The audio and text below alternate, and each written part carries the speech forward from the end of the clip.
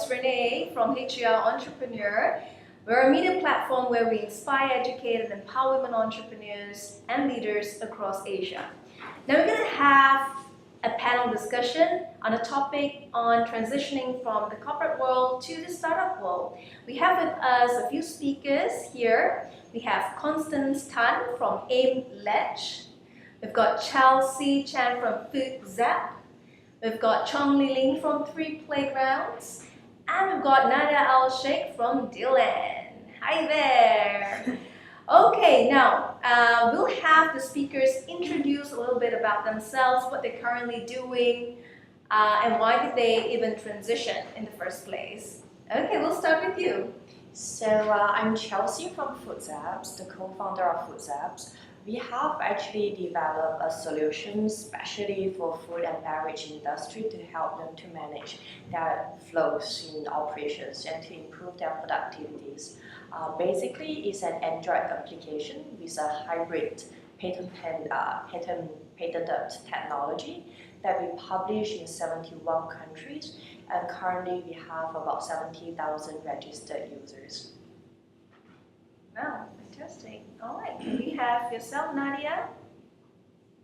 Well, hi, I'm Nadia Al-Sheikh. I'm the founder of Dylan. Dylan is a platform that aims at empowering vulnerable members of the communities by utilizing their skills, talents, and expertise based on their own capabilities and abilities. Our aim is to transform them from depending on NGOs or government substitutes to productive members of the community. Fantastic. Next. Hi everyone, I'm Constance. I'm co-founder of AimLedge. AimLedge is a video analytics company. We focus on deep learning applications that enable you to understand what your customers' behavior are like in a retail store environment. We're currently focused on retail, but we understand there's applications beyond as well. All right, next. Hi everyone, I'm Li here from 3 Playgrounds. So 3 Playgrounds is a group travel for adventure seekers. So we organize adventure travels in a way like how at a peer-to-peer level. So like how you see Airbnb, that you can be an organizer and you can join us for adventure as well. Oh, fantastic. Now ladies, do share with us what made you want to transit from a very comfortable corporate job and then move into business, right? Where you gotta start from scratch and do everything yourself, basically. So share with us your point of view. Why did you do it in the first place? Anyone wants to share their journey first? Okay, I will start first. So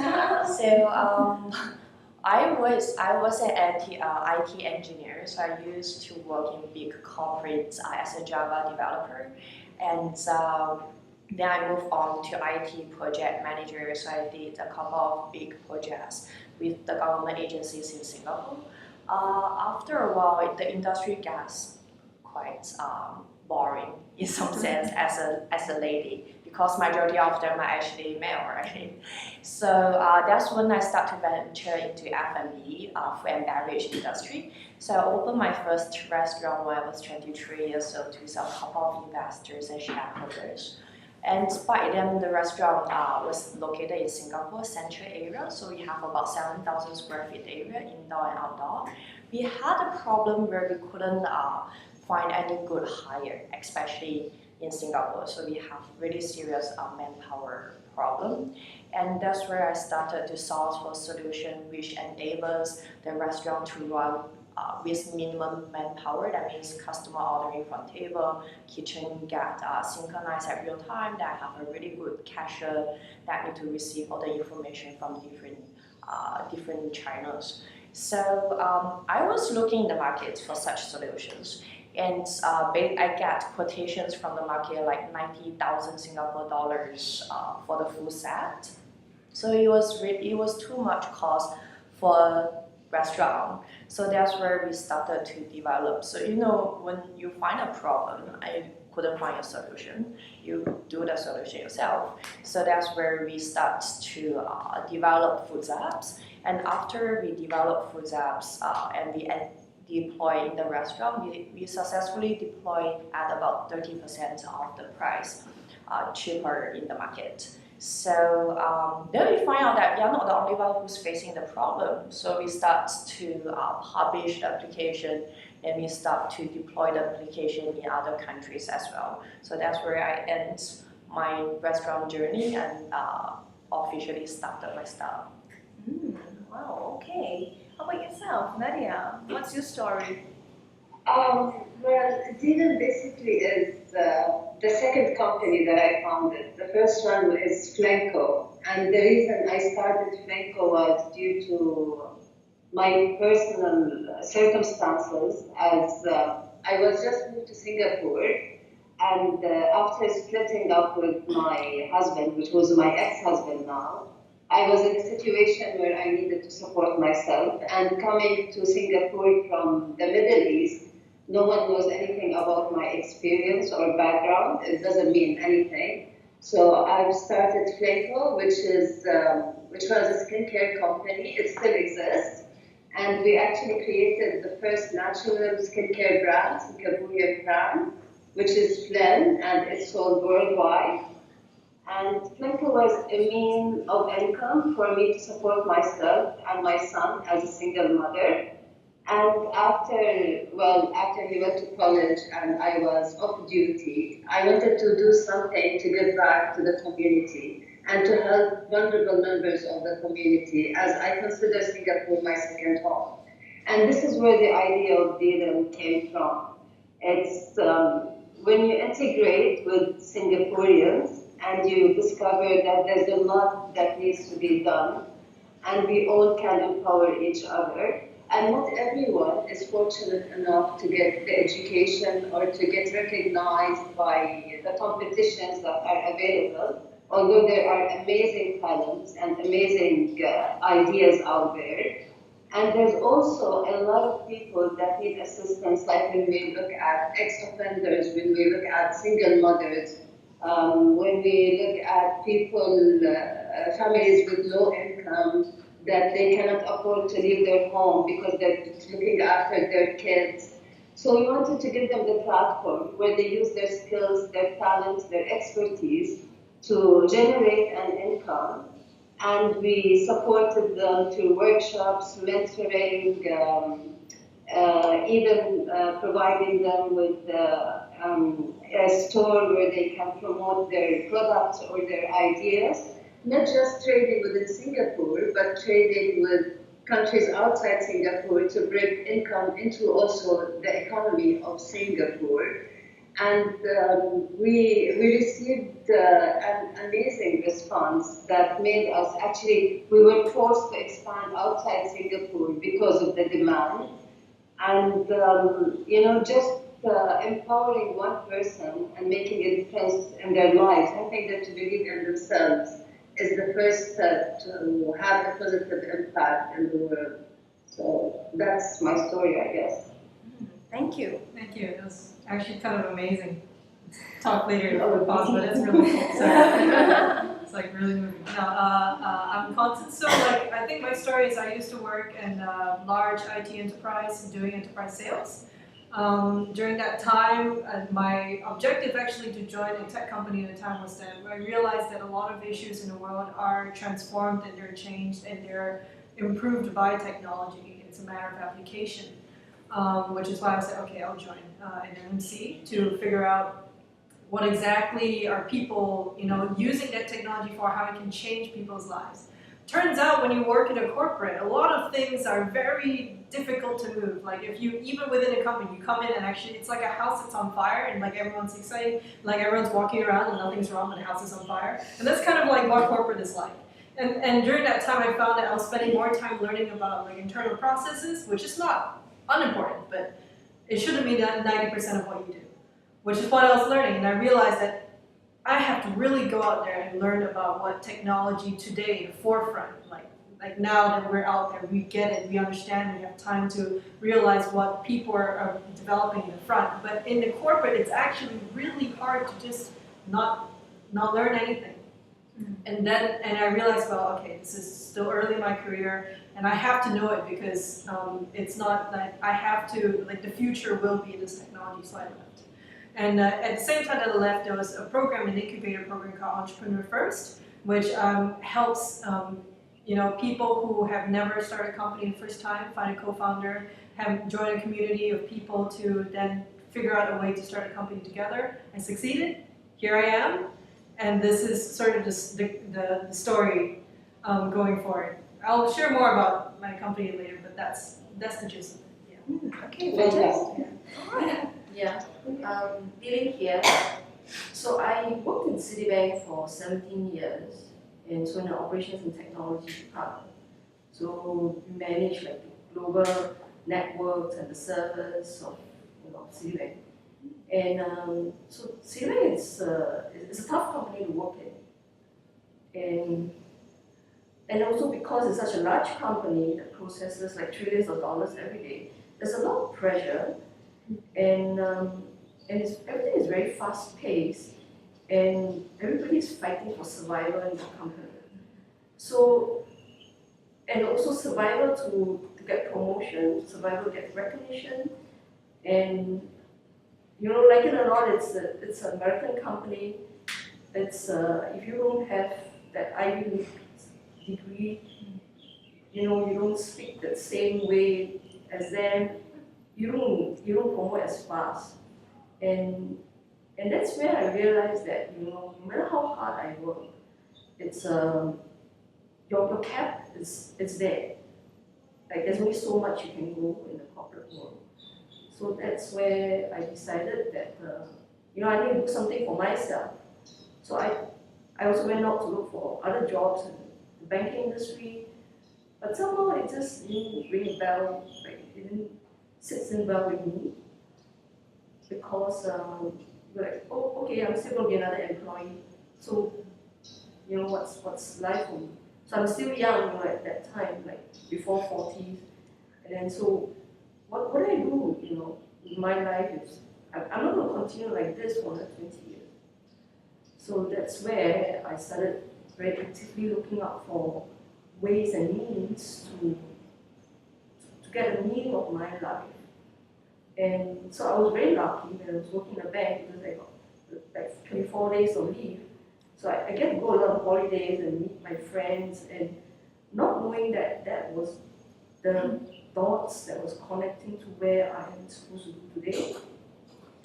So I love to go on adventures, I love to go meet people. So during my holidays in the bank, so I did a lot of all these things.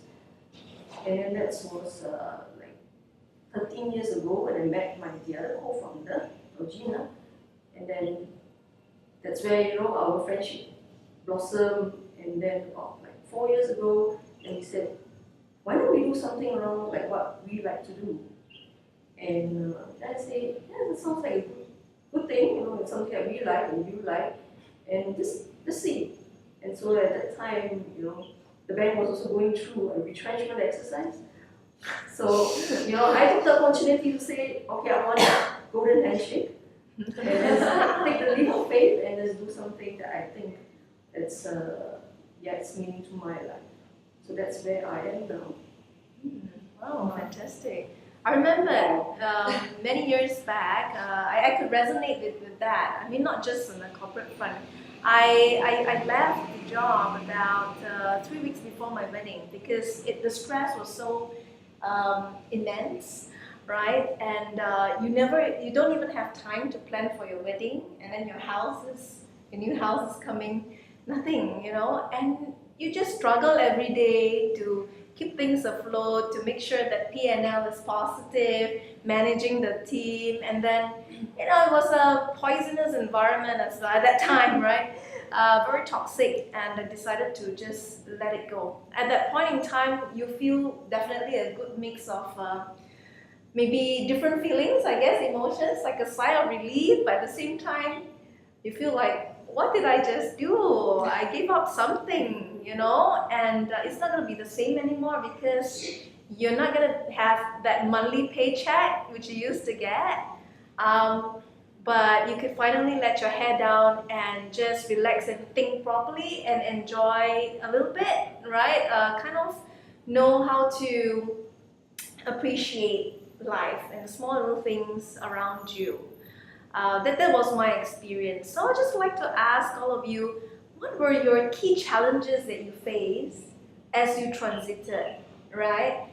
I'm sure it's not easy to just give up your corporate job like that and say, go. You probably thought for quite a long time, right? So what was the biggest challenge that you faced when you did that? You drop it and then you start something different.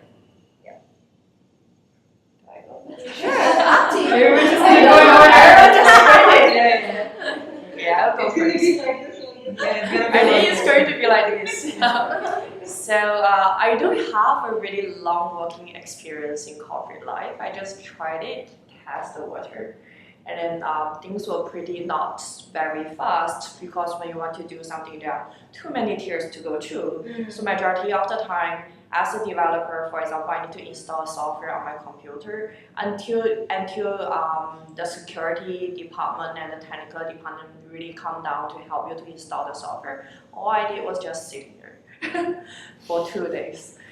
Then then my colleague back then lent me his laptop, and then he was the one who's sitting just right beside me for the rest of the day to wait. So it wasn't exciting. It wasn't so exciting for me.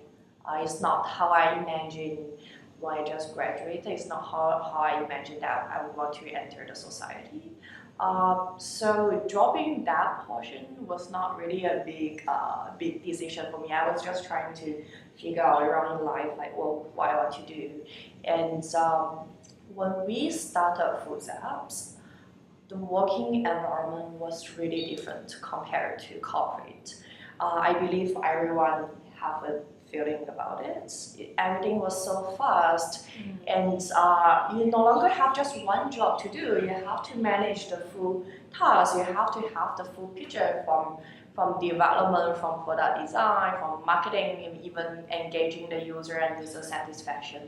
And you have so many things to do in just one day. I think that was the challenging part. When you have some new ideas, you got to look at really the comprehensive picture of the entire concept. Then you start to have and you start to see more aspects of the problem. So when I used to face we as a developer, when we used to face a problem, it was like a flat sheet. It was on a flat sheet. You just got to solve that problem. But in a startup, you start to see there are more dynamic. It's becoming more dynamic and more dimensional. So I think that's one of the biggest transitions. What does that mean for? Sorry. What does that mean if you mean that things are more dynamic? Like you have to work with a lot more people, or Like you start to see different aspects of the problem. Like how it used to be really straightforward when you work. yeah, in corporate you only have like one Right. job, or you're That is your scope and that's it. Yeah, that's it. right. Otherwise, it's someone That's else's right. problem. And you Yeah. just have like one problem to solve. But in a company, like then you see more, even manpower becomes a problem when you want to do something right. And somehow long. So that's really a big learning curve for me. Right. And I'm still learning it. So you get really happy when you see that there's more about it. So you just start growing and it never ends. Okay, anyone else would like to share? I'm just gonna. No, please go ahead. You can go ahead. I do want to follow up a little bit, mostly because I think I'm also with you. I'm definitely on the younger side as well. I spent some time in corporate, and I also agree at least from my side, if you didn't spend that much time in corporate, it is generally easier to leave. It's actually also why I decided to leave that early, because I was just like, the longer you stay, the more you're going to be stuck doing that thing that you do, learning how to corporate's like the departure becomes very difficult. How long were you there? A bit over a year or two. Oh, So it's actually not that long, Okay. but enough to know how it's like. In terms of yeah, so like but it's there. But I realized that a lot of you don't just see yourself. You see other people that have been there for a long time. Yeah, right. There are yeah. people that have been there for decades. And you that have been- envision yourself like Those that there was a history of time where once you have that big corporate job, you just stay, right? You stay in that company, and then then you know how everything works, but then you don't know how anything else outside the company works. Which I thought, like in today's age, when everything changes so quickly, is really dangerous to be in. And all of these things kind of came together to say, you know what, I have to try something really, really, really different in order to even just survive, because that's just how I saw like how technology was changing. So that's why like when I took the leap of faith. So I definitely agree on the fact where like, you know, it's just you learn to put the lines, right? You say, this is my scope, Right. I will solve this problem. If not, it's your problem. And then you get, and then it's all this like fighting and bickering that happens in corporate. And then it's the difference between trying to steer a large cruise ship and having to build a boat by yourself Right. with no instructions, with very few people, with barely enough trees. and that's a startup. That's a nice one. So that's how I felt. That's basically what a startup was like to me, and it still is. So let's see how this goes. And the problem just doesn't get lesser. It just you know it's going to be more problem tomorrow, and you just solve it. Yeah, just living in that constant of like, oh, this is a huge problem, it has to be solved. Exactly. And after that, you have like another 1,000 problems. Yeah. Never ends. It never ends. But exciting though. Well, you ladies are very lucky. I mean, I'm much older than you, definitely. You know?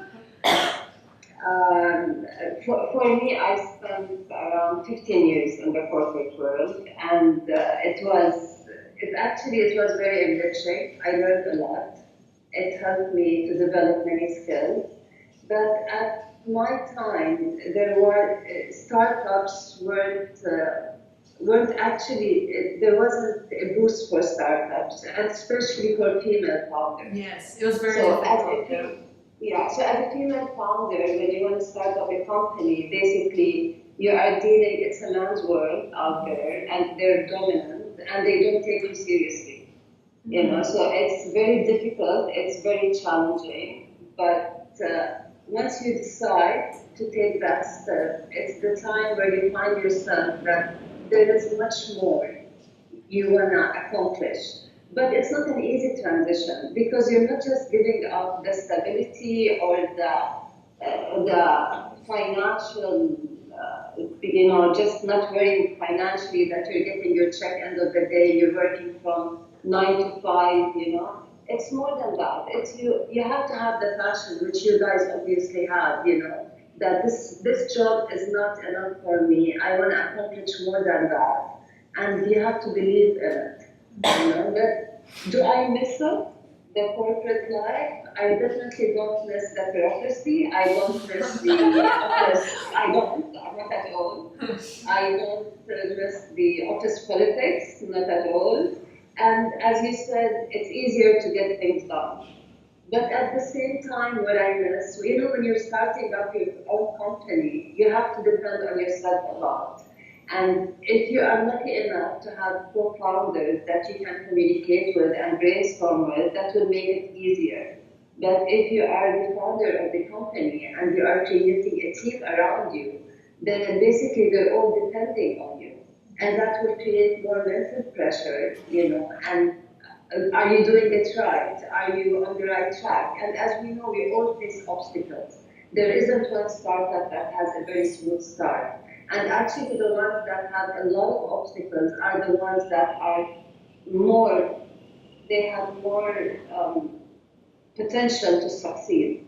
Because when we look at startups and the way they're selected, you will get like startups that are selected the best startups of the year, but then they end up at the end like not as being as successful as a startup that was not selected. So it's all about, I believe, the passion and believing in it, and just really creating people, a team around you that will support you, and not creating a corporate culture that you run away from. Yeah.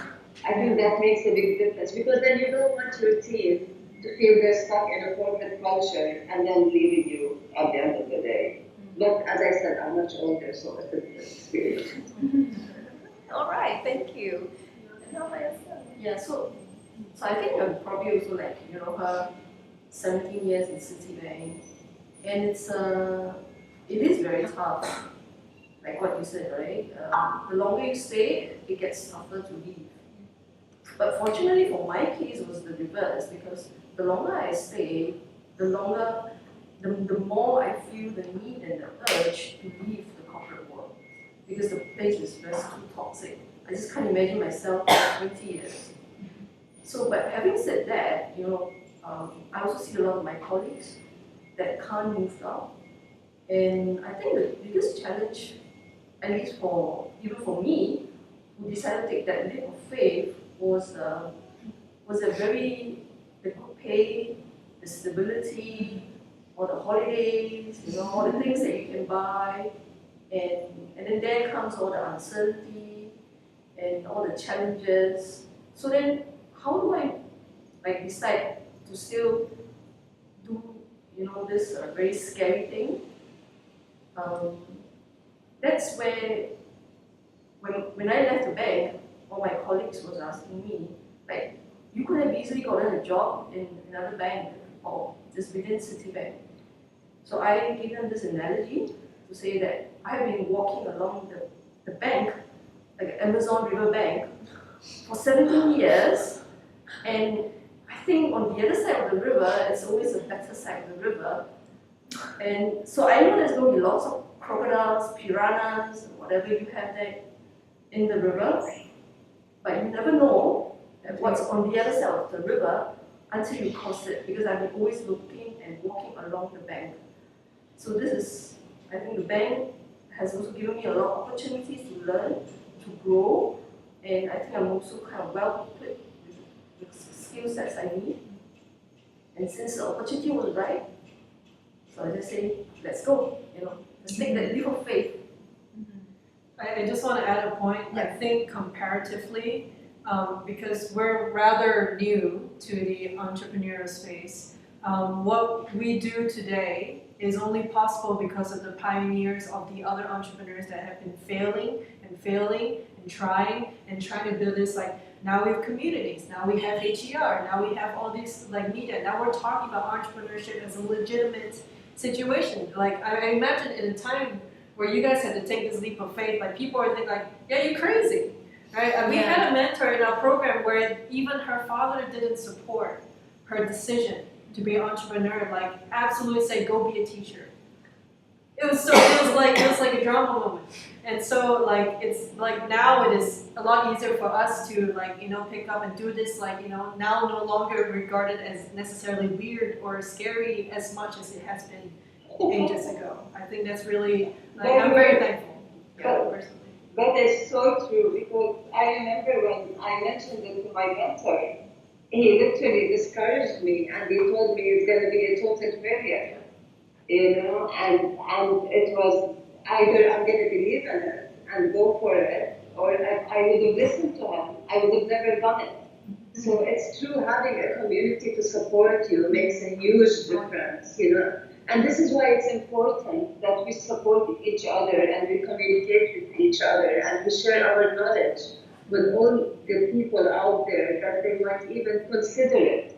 Because if they see this, if they see it can work, then they will take that leap of faith. True, very true. Do you face any challenges with the family members? Because they are closest to us. They are quite important stakeholders, right? Do you face any challenge where they start to freak out and say, what?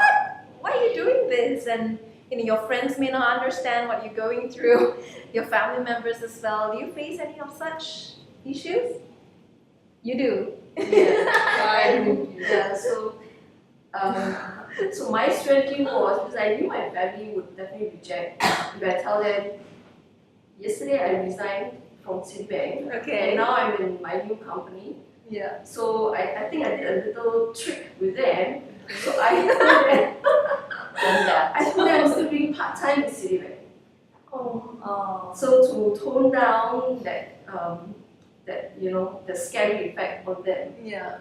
So in fact it was a full-time, not a part-time. Okay. Yeah. So till today they still think that I'm doing part-time in Citibank. Okay. So there's a strategy, but this is gonna go viral. So hopefully they're not watching this. Tell them I think they know. I think they kind of accepted that, that that my part-time is probably like 10% of the time, even if I still work in CFA. Right, Yeah. right. So do first. Yeah, just do. Yeah, and if you know your family is going to reject, like, 100%, just do first and just do this white lie. And I think it works. So there was no family commotion for the last few years. This is a case-by-case basis. I don't know if I recommend doing a white lie that will now, show up in the HR, but that's, but how are they, how are they interfacing your situation now? Like, what do they think about your new company? So I tell them that it's not easy. This, new company, right? It's not going to make money on the day one. So they understand that. So fortunately, they're very supportive. So they're not giving me pressures, and they don't think that I'm like losing tons of money, getting cheated by people. Okay, how about the rest? What did you encounter? I am very fortunate. I didn't really get that much of land. I did break up with my boyfriend during this time because that's probably the closest in terms of the family and friends did. Because I realized I had to focus a lot about myself, and that I'll be at work just hitting walls every day. I don't want to come back and have to do with a lot of other stuff. Like, for example, today I will always commit one day with my family. I'll spend some event with them, and I say that's just because whatever happens in your startup, it may be gone tomorrow, but your family will still be there. Right? Yeah. So the thing is that and that's of course if you have a supporting family that you feel safe with. Not everyone has that, right? And I'm sure, Natalie, right? Nadia, sorry, But you can call me Natalie, that's fine. I'm confused. Nadia, yeah. So I'm sure you work with a lot of people that definitely don't come home to save families, right? And in those cases, and then starting a company for them, even though they may be powerful, fantastic people, is not so easy. I think they definitely. I know people who have just left their family, didn't tell them because of complications, stuff like that, and then started their own company in a whole different other country. So I'm sure they're we're probably more unfortunate. Well, it's very true actually. It's especially with women entrepreneurs, they don't get support from their families, and surprisingly, they are in need of the money, but they don't get support from their partners. Their partners, they think if they are independent, it's gonna affect their relationship, the balance in the relationship. But for me personally, the funniest thing came from my son. When I started my first company, and at a certain time, money was tight, and we were not getting enough sales. And I remember sitting in my bedroom, and I was just holding my head, what am I gonna do? And then my son comes into the room and he goes, "Mom, why don't you just give up? That's it. Just go back to work and give up." And I remember I just looked at him and I said, "You know what? I don't know how to give up. That's my problem. I really don't know how to give up. I can see it. I believe in it. I know it will succeed." And that day, and thank God it did succeed. So since that day, he believes in it. He believes that if you have a dream, and if you have a vision, and if you work hard, you can achieve anything. And I think we are the best example for our family members, for our friends, and for even people in the community. So when I do the interactive workshops with women or with ex-offenders, I'm always very honest, and I'm very vulnerable in sharing my story, because they need to relate to you so that they know they're not alone out there. And that makes a big difference. That gives them courage, that empowers them.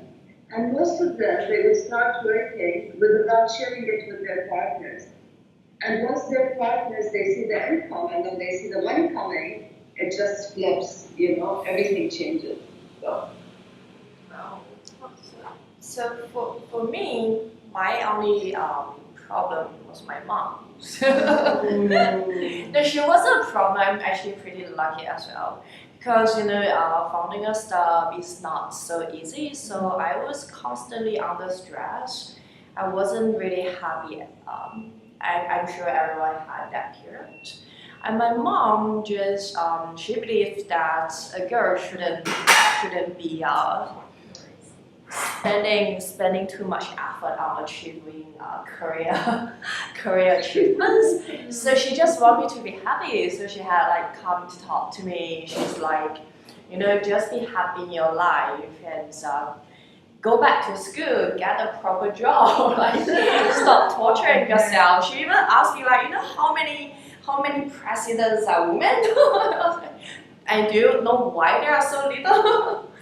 So I had our tough time, and I don't know if it works for anyone else, but I treated my mom as a stakeholder, but she didn't invest in the company. But so I set my timeline with her. So I set my timeline and set my targets within the timeline.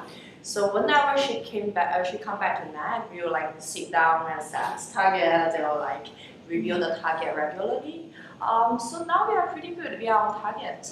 Wow, fantastic. So the same for me, right? I have to constantly update my stakeholders who are not my shareholders.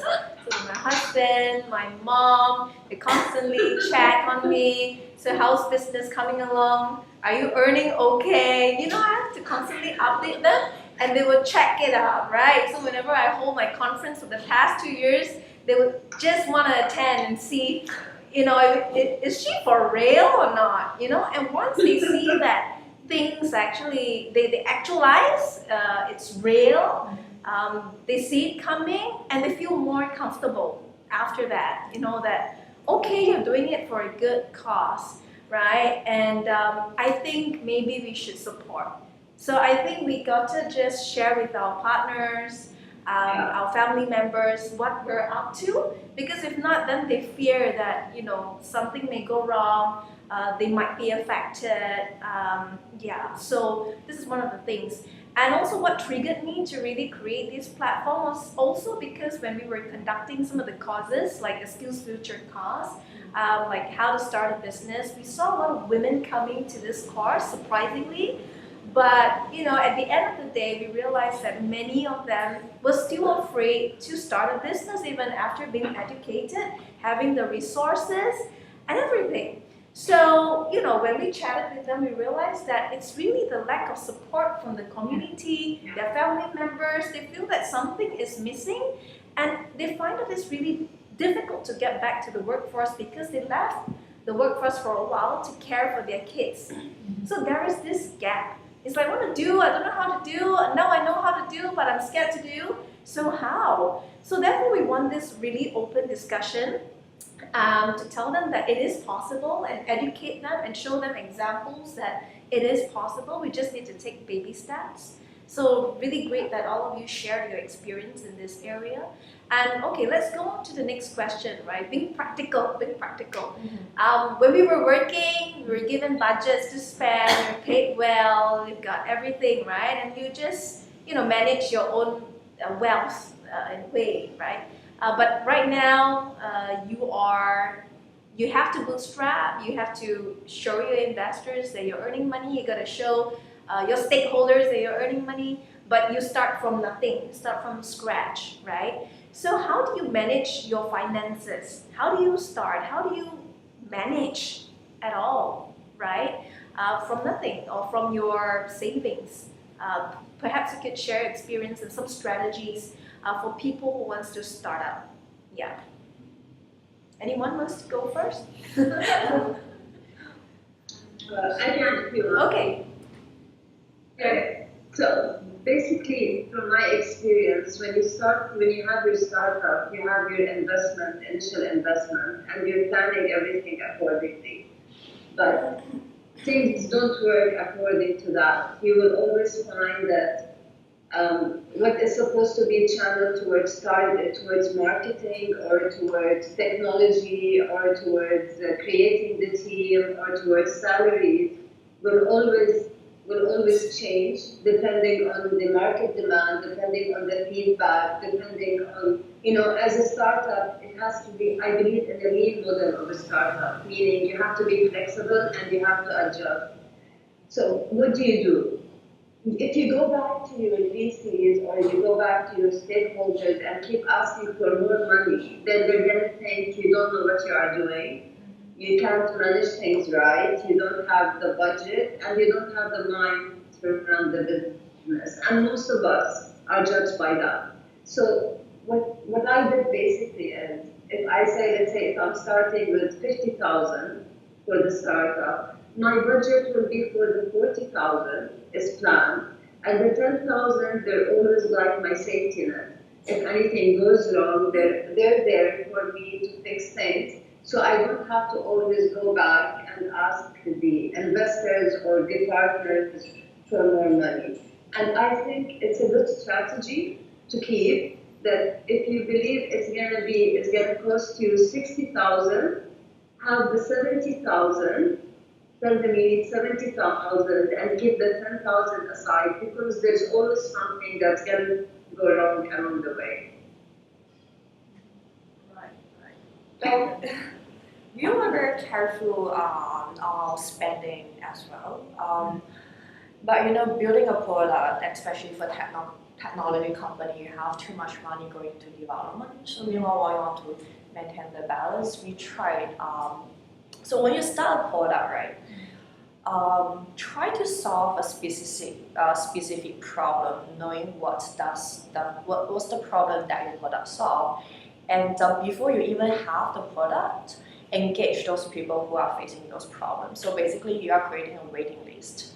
So when your product coming out, for us, we have like different beta phases, but we are lucky enough to get enough users to support us on each beta phase. So the fun between development and marketing, we have an okay balance. And afterwards, till now, we are quite trying to find a good balance between sales and development and product enhancement and operations. So for us, when we do projects in Singapore, so in Singapore we provide the comprehensive package for restaurants, for example. So we have like people go down to set up hardware for them, to train them how to use it. Then we have like licensing in the software. Then we do the full support for restaurants. So we used to split the payment in different payment terms. And because our ticket size for restaurants are quite small, so we need to go by quantity, right? So when we split the payment in different phases, we find that there are too much energy or too much manpower that we need to spend to chase the remaining payment. And that was one of the problems that we were facing. And the ticket size was so small, right? It doesn't even small. We start from like 5,000 for package. Okay. So we used to require for 50% deposit. And we provide quite a lot of hardware. So basically, we just to make sure that the deal is okay, we don't get any financial losses on the deal. And afterwards, to chase the payment, they will drag, and there's nothing that you could do about it. You can't take back the product, and you can, but that would be a lot of problems. So, so we find that was one of the financial problems that we were facing. We have too much backlog payment to collect, and we can't afford to let people to chase the restaurants every day. So we did a little twist. We kind of like higher the package cost. So we mark up a bit cost, and when we sell the package, we tell the restaurant owners that if you can make full payment, we'll give you a certain discount. So that works pretty well, but we still have like old customers who have split payments. But for old customers, we offer the same deal, but if they want to split, we still let them split. Actually, I think that lays on a very, so I don't know, okay, caveat. I don't know if this is just like a more female thing than otherwise. But I think so far, statistically, women are not as assertive, especially with things like payment. Especially because when you care about something, you generally do not demand for things, to your customers, you try to be nice to them and that sort of thing, which is why exploitation happens. You guys were exploited. They didn't pay out when they were supposed to pay out. And as a result, your company suffered, you had a cash flow problem, and that is a huge thing in startups. The whole cash flow issue about paying your people and making sure month to month you can survive. And I've learned actually from now being in this space that you really have to, whenever you either give discounts or whenever you ask for payment, that sort of thing, we have to be demanding, right? Fair, but demanding. And then if we have to do this sort of compensation, it should not be just like giving discounts for free. We have to, like, for example, if we have a demo, we do a POC or something, we say in return you can help us make sure we can write a case study about you, make sure we can publish X amount of information from you, make sure we can collect that sort of thing. And these are I think we just really have to negotiate pretty hard about what they can give and what we can demand from people. And that's, I think, really, really important that if you don't learn now, you will eventually be forced to learn when you're running a business. You have to be hard, like even on yourself, because you have to like force yourself to be sometimes not necessarily nasty, but firm and demanding, right? Affirmative. Yeah. Yeah. You need to be more affirmative. But that's pretty difficult when you have a huge pool of competitors. Like there are people that's coming in to grab our customers. Like the customers is already, I'm sure everyone facing that. The customer is already on our product for years, and there are like people coming in, offering them better deals and giving them better discounts. See, so like this is something I learned. This is what I learned in a corporate environment, but I haven't spent much time. So you guys can like share your thoughts about this. Never compete directly on price. You are a company, they trust you. B2B sales is about you trusting another person, about making sure that you can solve their problems better than someone else. That's the reason why all these big corporates never run away from like these old partners. They probably are not even that good, to be quite honest.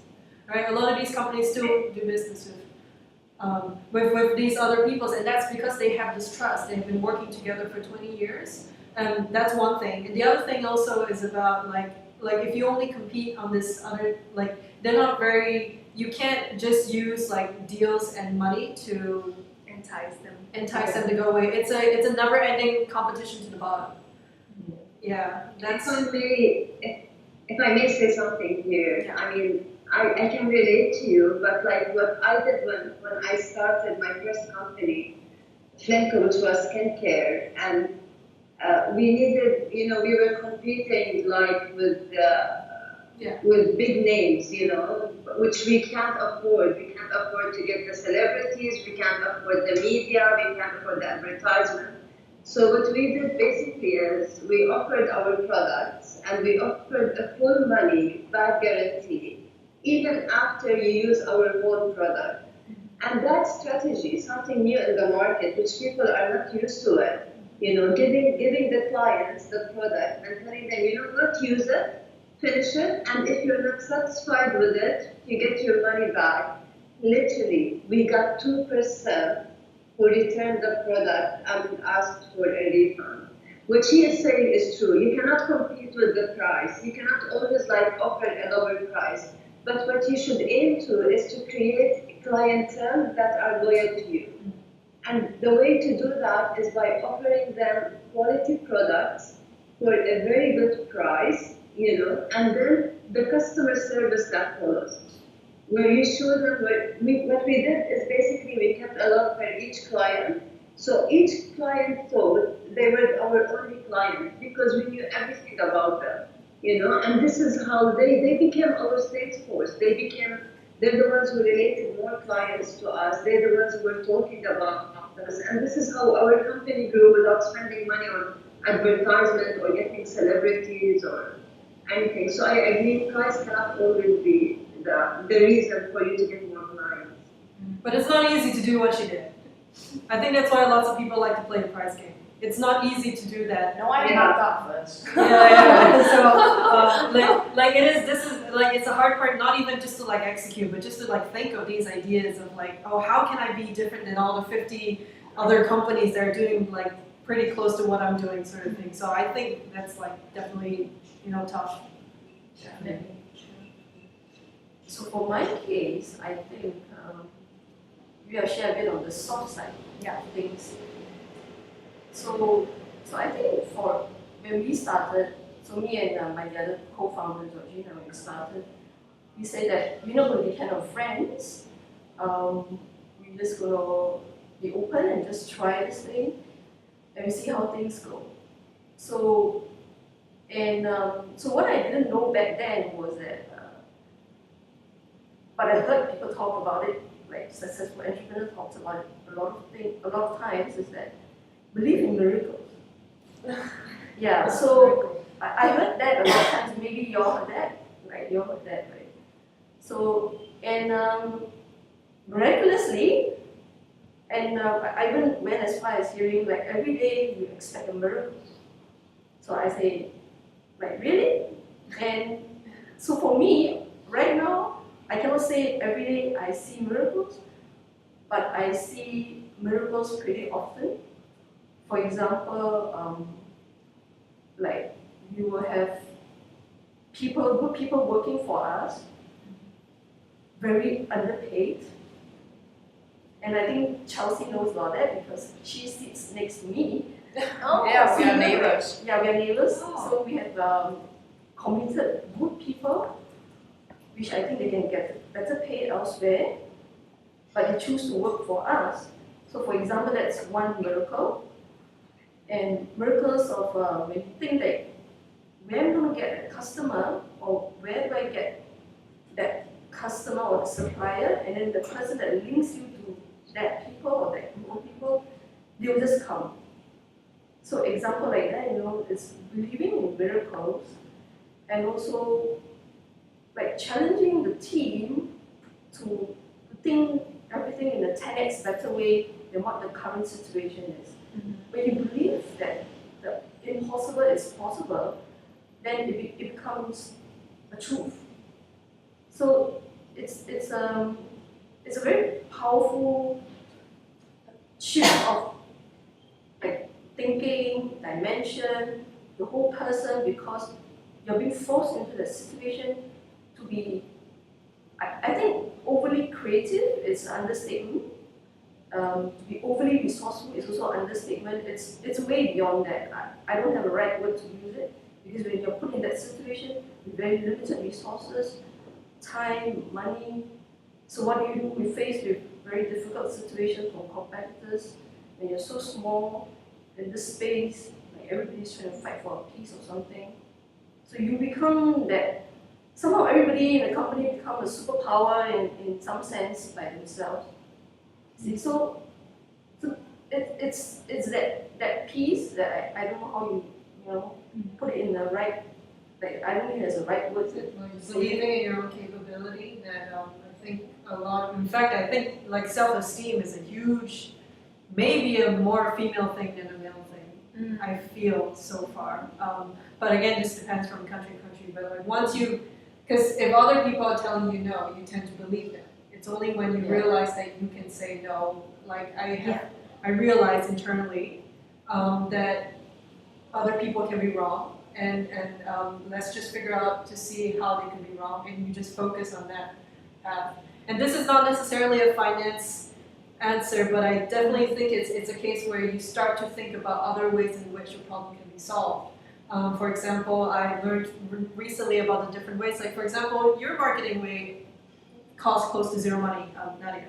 And now I was like figuring out, like not just from people, but from internally ourselves, about the different ways in which you can solve problems that in like a corporate environment where everything's very structured, you wouldn't even have the ideas or like even bother to think about how different like lateral ways of thinking of solving problem could be done, which then lead to saving money, which then lead to, it's a lot of out of the box thinking. That really kind I of. think I'm sorry, but I think it's very important if you wanna. Competition will always be there.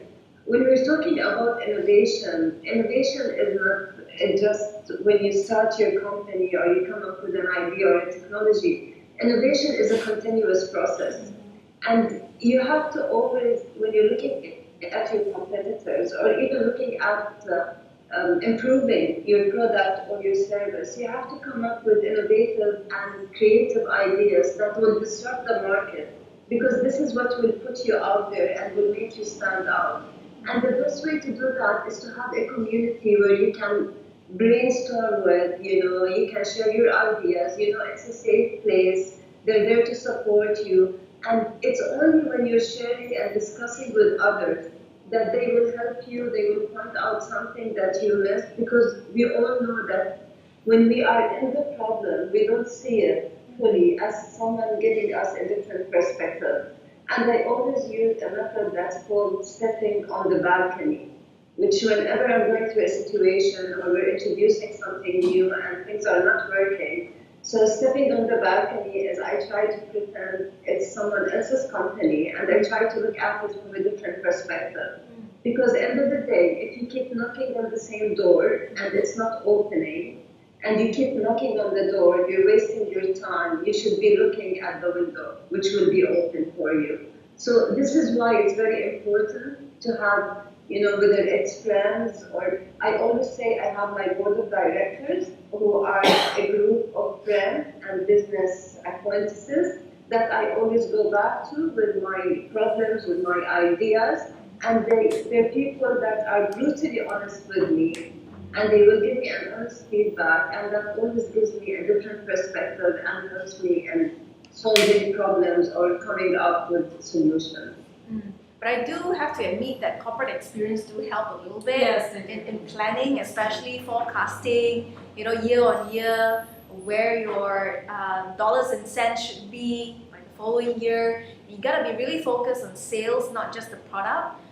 The biggest mistake also a lot of startups make is focus on the product and forget about the sales and marketing. You got to budget, you put in some budget for that, because it's a chicken and egg thing, right? No money, but how do I market it? But you have to market it so that people are aware of the brand, aware of the product. So I think we can use a corporate experience, but also do it in a very startup-ish manner where we need to be fast, nimble, and be really flexible and quick, and to know how to change our tack, when things don't work. All right, so on the next question, which is the last question, right? How many of you here are being funded? Like you have investors backing you up? Anyone? At this stage. I mean, yeah, but I'm pre-seed right now. Pre-seed. So you've got Sorry, I didn't hear the question. I apologize. Sorry. any one of you are being funded by investors currently? No. Okay. Two of you are. I got grant from SCB. Oh, more grants Yeah. from the government. Yeah. Okay, so here you've got some investors funding. So maybe this is more specific to you, wherein you probably have experience pitching to investors, right? Could you share with us a little bit of your experience pitching to VCs or clients? As a female founder, like, are there any difficulties, or you think it's pretty much the same, unlike just like any other guys? You feel like it's so different because it's quite male dominated. The panel of judges are usually male, right? Yeah, the VCs and all. So sometimes when it comes to even the presenters are mostly male, from the startup world. So yeah, tell us a little bit more about experience. What do you encounter? Are there any challenges? Right. Yeah. I think what I have to say next doesn't really have to do with whether or not you're female or not. Although I definitely know of stories now being in the community of people that are being treated unfairly as females. It does happen. It does happen, and but investors and VCs by and large, they tend to bully companies, and they can't, because you're the ones that are asking for money. You're the ones that are supposed to prove themselves with a lot of different gaps. Every VC knows, especially in early stage funding, that you have a few questions, like quite a number of questions that you have to solve. You're at the beginning stage where you have to find product market fit. You have to make this claim that yes, I will be successful, and I have the potential to be, for a lot of these VCs, a $1 billion company, which is, well, as we know statistically, is very difficult, right? And during that process, you kind of have to figure out what is your approach and how to really convince these VCs that they want to put money into you. And it's actually less about it's nothing like a casual conversation. It's nothing like a sales pitch. It is actually more. It's like playing chicken. expression playing chicken, where you're trying to see like you both of you have poker faces and you're trying to see like who's gonna break first. Yeah. That kind of is like VCs, and so like I think the people that in our because I'm from Entrepreneur First, we see people who are like successfully now raising their Series A and continuing Series and that sort of thing. They play this game really well with investors. Not necessarily because they're male or female, but because they're really good negotiators and they're really good at playing their strengths. They can put in front of saying, this is how we are, this is why we're fantastic, this is why we're the next Google, Facebook, whatever. And maybe this is not something that we tend to, these are behavioral traits or habits that maybe we don't pick up as much earlier on, rather than a bunch of male people with money. They have money. That's what they do. That's what they do. They want to see you give us 5x returns. That's fine, right? But that's how it's a matter of playing your leverage and making it so that they want to invest in you. And like, I think these habits may not necessarily come easy to a lot of women just because of upbringing or whatever. Right. But it's a chicken game. It's a poker game. That's what it really is. So a lot of practice will help, in front of the mirror. Not gender specific. Yeah, not necessarily. Okay, what do you think? I think for a lady it's easier to engage to a VC sometimes. Okay, so there's some advantages Like- being a lady. Like It's if you different, know your right? strength, right? If the guys are strong and tough, like straightforward, as a female founder, you got to know your strength, right? Yeah, you got to use that, right? It's true. No, it's really like so I do agree on Nadia, like when you have a problem, talk to people, right? So go to networking sessions, know more people, talk to people, and never be afraid to start the conversations. And just so we talk to people a lot. So just straightforward, tell them what you do, what do you need, and what do you want from them. And even if they're not going to fund you, they might give you good advice. Like nobody says no to dating. It's difficult. I admire that.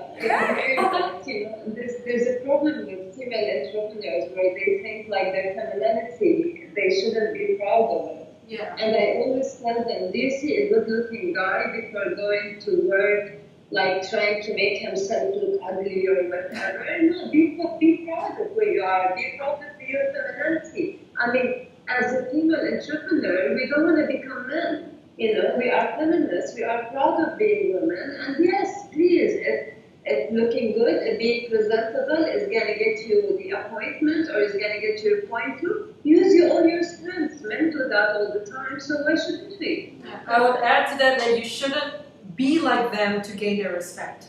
If you eventually want to be a man, that's your choice. Right. But as they do, it doesn't but have not to to be gain their that. respect. Be Yes. yourself. Yeah, Be be yourself. Right. Believe in yourself, and everyone uses all their skills. Yeah. So use all the skills that you have. And I agree with you. It's all about negotiation, and this is why it's important that for all entrepreneurs to learn negotiation skills, because that will make a huge difference, with their startup in the beginning, in the seed stage, and even at a later stage. It's very important to learn negotiation skills. Right. Are there specific questions that came to you that were a little bit out of the ordinary, which is more specific to a woman, right? Like, what's your plan? And then the question goes, okay, so family, so how do you juggle? Will there those questions wherein, they're not really specific to just about the business, but how you as a lady gonna manage if you have family, if you have, other questions like that? I feel like Any this questions? did you experience something like that? We've heard some ladies from startups who experienced things like that before. Questions that are outside of just... Not me. Yeah. Not me. But I have heard stories of people that got hit on. Oh, okay. Affairs that happened between VCs and founders. Okay. And then within the family and just general, just absolute carnage in terms of drama. It is just, don't do this. I think for any of the VCs that actually treat you this way from the first meeting, second meeting, third meeting, you should not reach the third meeting if they treated you this way. Walk. You don't want to be working with them. They don't respect you. Walk. I hope that this doesn't happen to anyone, right? I don't want to wish this even on like people I don't like enjoy being with, but like this is like it's actually just not professional.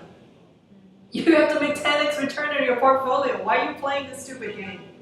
Right? Just if you're not interested in the business, just leave, right? I think that's for a lot of VCs, that's how they should think about it. But it's the ego trip. I think a lot of like men who are, and obviously this is not everyone, and obviously a lot of VCs are honestly okay people. But there are people that these stories happen because they're real. And for those VCs that do that, it's more of a power trip thing, I think. Right. That they're, and like they're being more powerful than They just want to put you down. and then like there are a lot of first time or like even just softer female founders that like Yeah, they just give up after that. or they get exploited. Hmm. I'm sure I've heard of stories that it's happened. So maybe to add to that, so we are in the process of raising funds. Right. And so the other co-founder, she has delivered recently. So for the last few months, so she was like, Yeah. pregnant, right? Right. And but because we kind of knew that this unconscious biasness Yeah. against pregnant women, I mean, first maybe. Oh, really? Yeah, and then we think that, okay, because she was being tasked to do this fundraising, Okay. and but in between she got pregnant, so we say that, okay, so every time she go for pitching, she wear very loose clothes. Yeah.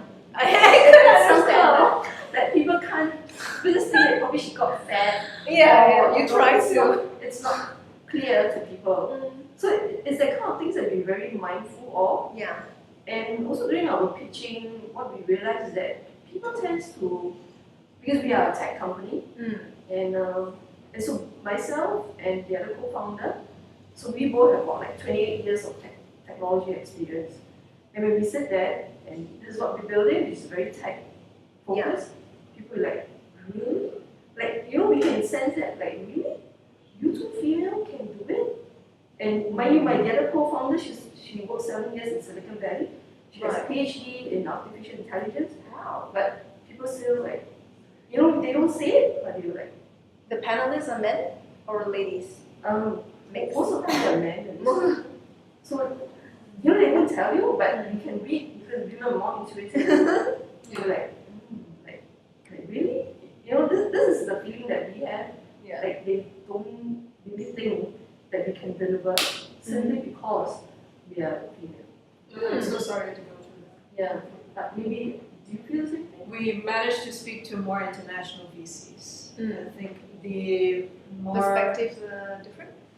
I think they tend to be a more diverse group of people, so they tend to not That's use true. such petty tactics. Yeah, for local VC, they Oh. tend to be, they have Quite judgmental, you mean? Yes. They can, I think, it really depends on the background of these VCs. They consist of a bunch of partners that have been in the industry doing their own thing in very male-dominated industry. So like it is maybe a shocker for them to see, the rising number of female entrepreneurs that are coming out of the industry. So I think you have to think of, I think of it this way. I don't know if you guys share this sentiment. Like when you work with a VC or work with investors with you, they're your partners.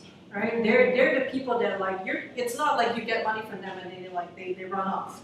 Right? Some of them behave that way, but eventually how you work with them directly is that they will be beside you. Is that the sort of people that you want to have beside you if they treat you this way?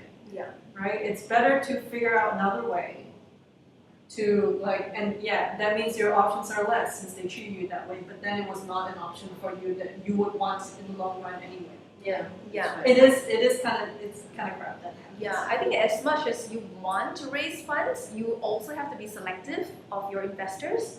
Not that they give you the most money and you accept them and then they change your entire business model tomorrow, or they say things that you don't like. You guys have to be collaborative, work hand in hand, and they are able to help you grow the business even bigger. You have to be selective of your investors. You rather have no investor than have one that kills the business. Yeah. Okay.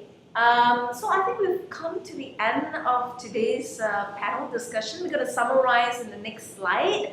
So do ask questions in the chat group, in the chat room, and any of us will do our best to answer your questions. Okay, so we've come to the end, and we'll see you again next time. And thank you for watching the HR Virtual Summit.